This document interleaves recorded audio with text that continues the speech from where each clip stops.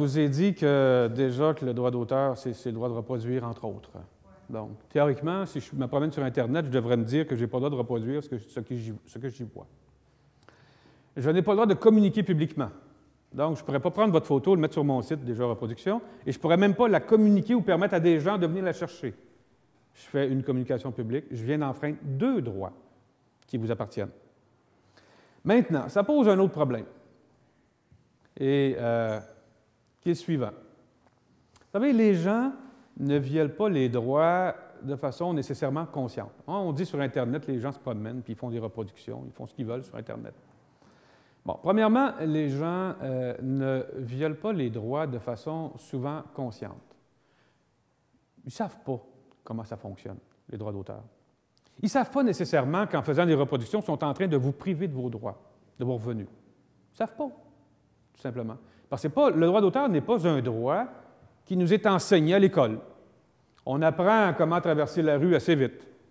Hein? Quelqu'un nous tient la main, là, c'est vert, c'est rouge, tu traverses. Tu finis par le savoir. Tu n'as pas regardé le code de la sécurité routière, c'est écrit dedans. Tu n'as pas le droit de traverser à telle place. Mais par mimétisme, on apprend des choses. Mais par mimétisme, on n'apprend pas le droit d'auteur. Sauf si vous êtes comme une amie de ma fille, la fille d'un compositeur. Bien là, elle, quand elle voit quelqu'un copier, ça la frustre parce qu'elle a entendu son père dire « Quand je suis copié, j'ai moins d'argent. » Elle est en tabarouette. Mais si vous n'êtes pas dans une famille où les gens sont en relation avec le droit d'auteur, bien, vous ne l'apprenez pas. Et moi, je prends souvent l'exemple suivant. Un client, interprète, auteur, compositeur, et commence à vivre avec la personne qui est encore aujourd'hui sa conjointe, qui est une madame bien intelligente, qui est allée à l'université, qui a une bonne formation. Et elle, quand elle a rencontré son chum, elle était convaincue qu'il faisait de l'argent dès qu'il signait un contrat de disque. Ah, c'est fait. Tu viens de signer, tu as gagné de l'argent. À un moment donné, elle s'est aperçue que l'argent était un peu plus compliqué que ça à gagner. Il fallait qu'il vende des albums pour faire de l'argent. Voyez-vous, une personne qui est très bien renseignée, qui apprend quand elle vit avec son nouveau conjoint, comment ça marche. Puis elle n'avait pas 18 ans, là, elle avait 20 ans avancé. Moi, ça me fait juste comprendre qu'effectivement, on ne sait pas c'est quoi ce droit-là. Et dans la vie, les gens, en majorité, ne violent pas les droits en se disant « ça me fait plaisir ». Autrement dit, il n'y a personne qui va aller chez le dépanneur pour voler une pinte de lait.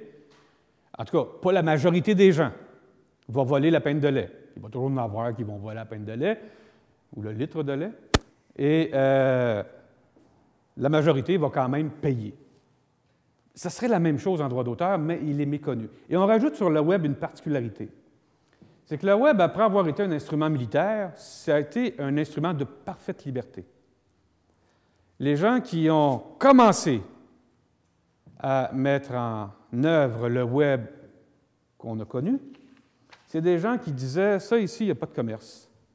Il n'y a pas de restriction à la liberté de tous. Donc, si j'y mets quelque chose, c'est à tous, et personne ne peut s'emparer de ce qu'on y met. » Bien, vous comprenez, entre vous et moi, qu'à un moment donné, il y a des compagnies qui ont comme compris qu'il y avait de l'argent à faire. Hein? Et ce vieux principe de liberté totale est disparu. Est disparu. Et il est vrai que sur Internet, il y a autant de droits que sur un livre en papier, que sur une toile au mur. Il y a autant de droits. Et je vous dirais même que sur Internet, c'est théoriquement plus facile de savoir que nos droits sont violés qu'ailleurs. Je vous donne un exemple. J'ai déjà eu un monsieur, ancien prof de géographie, il était à la retraite, passait maintenant sa retraite à voyager. Il avait écrit un livre de géographie, un manuel, qui avait été utilisé pendant longtemps au Québec, mais qui n'était plus utilisé. Fini, il était passé date, comme on dit en mauvais québécois, en mauvais français.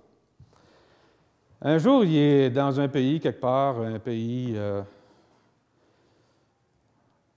d'Asie. Parce que c'est un ancien prof, il aime ça aller faire des tours dans les écoles. Et il apprend que son livre est à l'enseignement. Son livre est dans l'enseignement officiel d'un État. Il ne le savait pas. Il ne le savait pas, du tout. Il l'a appris par hasard, en allant se promener dans un pays où c'était pas sûr qu'il aille se promener. Si c'était sur Internet, il y a belle lurette qui l'aurait su, que son livre était peut-être repris dans un autre État. Pourquoi? Parce que Internet, c'est un système fermé. C'est pas pour rien que la police, maintenant, bien, ils ont des équipes, ils sont assis devant Internet, devant l'écran, puis ils pitonnent. Ah, ben lui, ça c'est pour les enfants, ça c'est pour d'autres choses, ça c'est pour d'autres choses. Bien, ils sont assis là, ils pitonnent. Fait que le bon policier, il fait encore plus d'embonpoint qu'avant. Il est devant son écran, puis c'est un monde captif, Internet. Alors que passer un livre à la frontière, c'est difficile. C'est-à-dire, c'est difficile à contrôler. C'est moins difficile à contrôler sur Internet. Et la Cour suprême a dit que l'auteur, quand il disait à un éditeur « je te cède mes droits », nécessairement, c'est parce que l'auteur voulait la publication. Et si l'éditeur décide de ne pas publier, il doit retourner les droits à l'auteur. Mais évidemment, un éditeur qui connaît le principe, il peut vous faire signer un papier selon lequel je n'ai pas l'obligation de publier. Là où vous êtes en train de vous faire ramasser. Le principe que je viens de vous décrire, vous venez d'y renoncer. Mais en principe, l'éditeur doit publier. Si je voulais être méchant, puis on continue dans le domaine de la musique aujourd'hui, l'éditeur, effectivement, c'est celui qui doit faire connaître votre œuvre musicale pour faire en sorte que quelqu'un va l'interpréter, par exemple, sur un enregistrement sonore. C'est ça l'objectif. Mais dans la vraie vie, qu'est-ce qui se passe? Il y a quelques éditeurs qui existent encore. Hier, je rencontrais au bureau quelqu'un qui a signé avec une maison d'édition importante, je ne nommerai pas, en lui disant, lui, il veut décoller, il a signé un contrat épouvantable, et je connaissais déjà la maison d'édition que je trouve épouvantable. Et c'était quoi sa réaction? C'était, c'est moi qui place toutes mes œuvres depuis que j'ai signé. La maison d'édition en a placé une, j'en ai placé 30. Qu'est-ce que je fais là?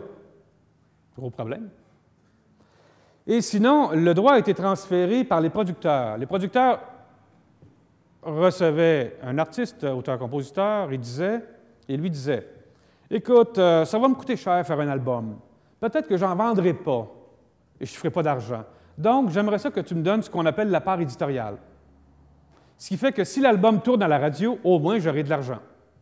Ce qui fait qu'en pratique, quand vous signez un contrat de disque, la maison de production vous demande ce qu'on appelle la part éditoriale. Mais je ne veux pas vous compliquer les choses. Dites-vous que la part éditoriale est une notion qui existe en musique, pas dans la loi.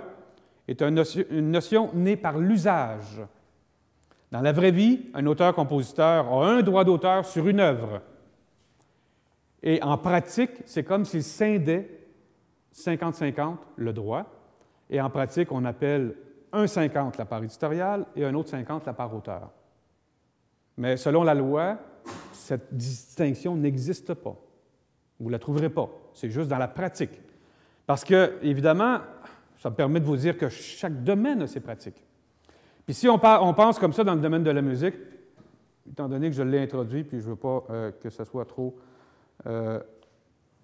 vous perdre là-dessus, je vais vous donner la logique et vous allez comprendre pourquoi dans le domaine de la musique, on parle ainsi.